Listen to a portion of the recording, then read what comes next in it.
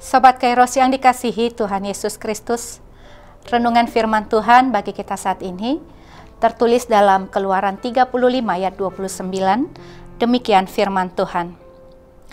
Semua laki-laki dan perempuan yang terdorong hatinya akan membawa sesuatu untuk segala pekerjaan yang diperintahkan Tuhan dengan perantaraan Musa untuk dilakukan mereka itu, yakni orang Israel, membawanya sebagai pemberian sukarela bagi Tuhan.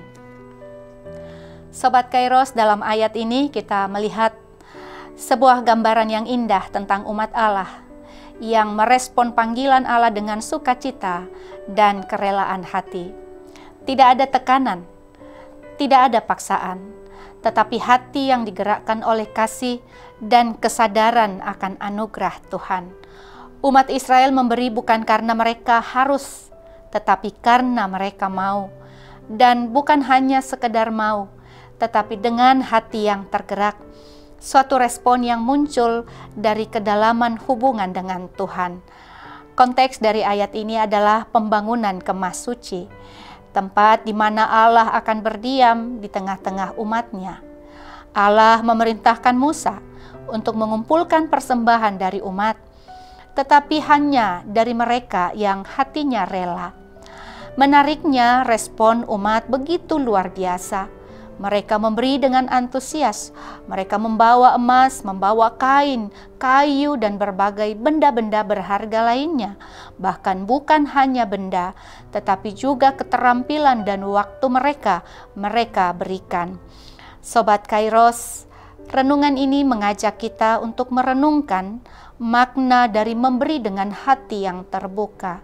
Dalam kehidupan ini, seringkali kita memberi karena kewajiban. Kita terlibat dalam pelayanan, kita memberi persembahan atau membantu sesama karena itu adalah yang seharusnya dilakukan. Tetapi Tuhan tidak mencari persembahan yang hanya karena kewajiban, namun Ia menghendaki hati yang terbuka, yang penuh dengan syukur, dan yang terdorong oleh kasih kepada Tuhan. Apa yang membuat hati seseorang tergerak? Dalam konteks Israel, mereka baru saja mengalami pengampunan Tuhan setelah mereka menyembah anak lembu emas.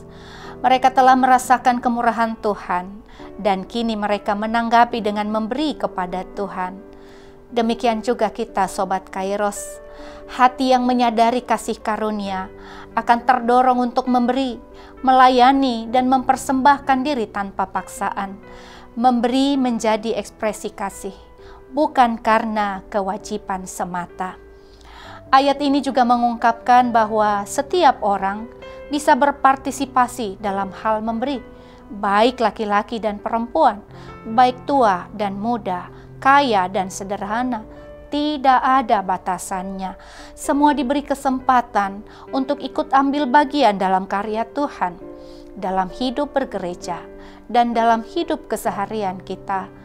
Tuhan mengundang semua orang untuk ambil bagian dalam membangun altar suci masa kini, yaitu lewat gerejanya, lewat keluarga, pekerjaan, bahkan hidup keseharian kita menjadi ladang pelayanan.